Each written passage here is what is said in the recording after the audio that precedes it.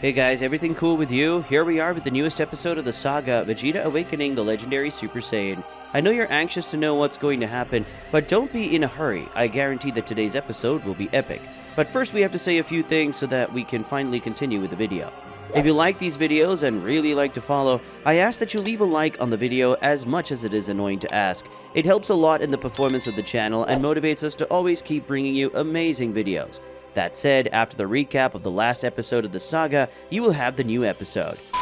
Vegeta walked toward the castle and was impressed by its size. As he stood in front of the castle, a door opened and Vegeta entered, as he knew the owner had noticed his presence. Upon entering the castle, Vegeta noticed that there were some old and very well-maintained artifacts. Vegeta then stopped observing the artifacts when he felt that he was not alone, that there was one more person there with him, when a voice echoed through the corridor. The owner of the voice said, "What do you want here, invader? How dare you trespass on sacred territory? Can't you see this is no place for bugs like you?" A calm and serious voice coming from the top floor of the castle questioned Vegeta. Vegeta looked around and looked for the voice he questioned. "I want to know who you are and where you are. And how dare you call me a bug, you bloody," said Vegeta, questioning in his voice. The owner of the voice questioned Vegeta back, speaking in a sarcastic tone. "You broke into my house and still ask who I am? Wouldn't I be the one to ask that question? In addition to being a miserable insect, you are nothing but an arrogant worm," said the owner of the voice.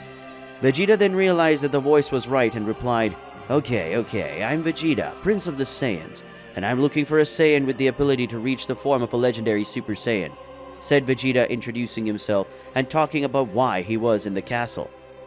The owner of the voice came down and appeared behind Vegeta. The owner of the castle had long and spiky hair and was much bigger and more muscular than Vegeta, and had a serious and mean face. As soon as Vegeta realized that the voice was behind him, the Saiyan turned and looked at him in surprise. The owner of the voice then said, "Vegeta, it's been a while since I heard that name. My name is Sprout and this is my castle. I'm the Saiyan you're looking for and who manages to reach the legendary form." "How did you know of my existence?" said Sprout, formally introducing himself. Vegeta had to turn his head slightly upwards to face Sprout, who was bigger than Vegeta. So the Saiyan said, "King Yardrat told me about you. He said that you could help me achieve this transformation of a legendary Super Saiyan. Could it be that you really can?" said Vegeta, clarifying Sprout's doubt. Sprout laughed and answered the Prince of Saiyans, saying, "You're not ready to transform into the legendary Super Saiyan yet.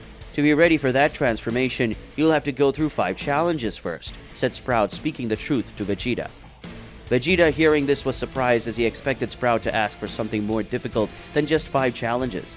Vegeta, with a slight smile, said, "Easy as that? I thought you were going to ask me for something in return, or something like that," said Vegeta, mocking what Sprout had said about the 5 challenges to transform into a Super Saiyan. Sprout's face turned serious and looked away. He said, "I owe that King Yardrat. And besides, your training will help me a lot too." "Well, enough talk. Bring me 17 heads of those flying monsters. But you'll have to do it without taking your feet off the ground. If by chance you take them off, you'll have to start the whole challenge again. Understood?" said Sprout, explaining the first challenge to Vegeta. Vegeta nodded, trusting that the Saiyan's words. Vegeta then started to run outside the castle, but before leaving the castle he was interrupted by a shout. "Come back here," said Sprout, ordering Vegeta to come back. Vegeta then came back and questioned, "What is it?" said Vegeta, questioning Sprout. Sprout said, "You just took your feet off the ground while running. To get outside, you'll have to teleport or walk," Sprout said, correcting Vegeta. Vegeta seemed to be surprised by all that. Several types of confused thoughts went through the Saiyan's head, impeding his line of reasoning that was already not the best. Vegeta grumbled at Sprout's comment, and then thought and finally found a method to carry out the challenge. Vegeta began to press his feet against the ground, dragging them. Vegeta dragged himself slowly until after a few minutes, he managed to get out of Sprout's castle and stand on the land outside the castle. Vegeta took a deep breath and then created an aura of vital energy around him, and with that pressure exerted on his body, Vegeta sank his feet into the ground, planting them in the part of the earth where he was. Then Vegeta with his energy did a kind of blade, which, in a quick movement, separated the rock where his feet were from the rest of the surrounding rocks. Vegeta then started flying with a piece of rock attached to his feet. That way, he couldn't easily lift his feet off the ground. Vegeta went to the skies trying to feel the energy of the flying creatures, but he didn't find any right away. So the Saiyan spent a few minutes wandering aimlessly looking for the flying creatures, until after a few minutes he saw in the distance a kind of nest of those animals that Sprout told the Saiyan to hunt. Vegeta sneaked into the nest and again created a blade of energy, and in the blink of an eye he eliminated everyone in that nest. And not too far away, Vegeta saw a pile of skulls from animals that were already dead. Vegeta took those skulls of the animals and placed them around him. There were 17 skeletons in total, just as Sprout had offered for him. Vegeta then took the heads to the castle with the feet still stuck to the rock. As soon as Vegeta entered the castle, he noticed that Sprout was sitting on the ground. Sprout looked at Vegeta, who had just arrived, and said, well, looks like you're really smart, just like your papa. Sensational.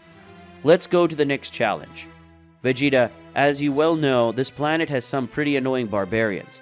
I want you to go and defeat their leader and bring him to me, and you can leave your feet on the ground this time. You passed the first task. Congratulations. Sprout said, smiling. It was a completely sadistic smile, but at least he approved of Vegeta's deeds. Vegeta found himself with no choice but to go after the leader of the barbarians. As Sprout had asked, Vegeta left the castle and started flying over the place so fast that he started to produce strong winds. Whenever he went, Vegeta then felt the energy of several people gathered. He went down to the ground, and in a sneaky way, Vegeta grabbed one of the barbarian's limbs and took him high above the clouds. Vegeta faced the barbarian with extreme coldness and hatred and asked, "Who is your leader? Answer me immediately before I end your miserable life," Vegeta said, questioning the barbarian.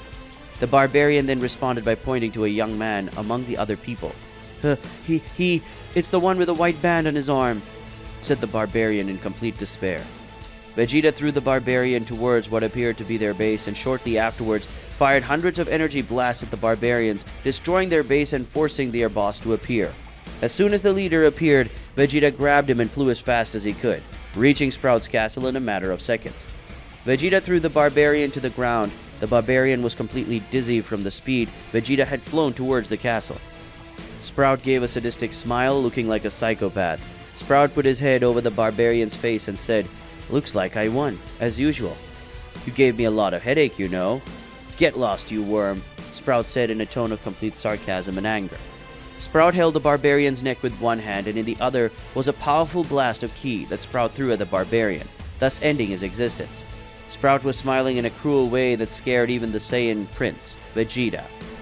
Sprout faced Vegeta and congratulated him, saying, "Congratulations, great Prince of the Saiyans. You did better than I expected. Another challenge completed. I'll give you the third challenge now. Pay close attention. The third challenge is about..." What will happen? What will be the next challenge that Sprout will pass on to Vegeta? Will Vegeta be able to complete this challenge so easily? Questions like these will only be answered in the next episode. Hey guys, I know it's sad when today's video unfortunately ends, but don't worry, because the next episodes are coming. And if you like it, don't forget to leave your like. It helps us a lot and motivates us to continue with these videos that you like so much.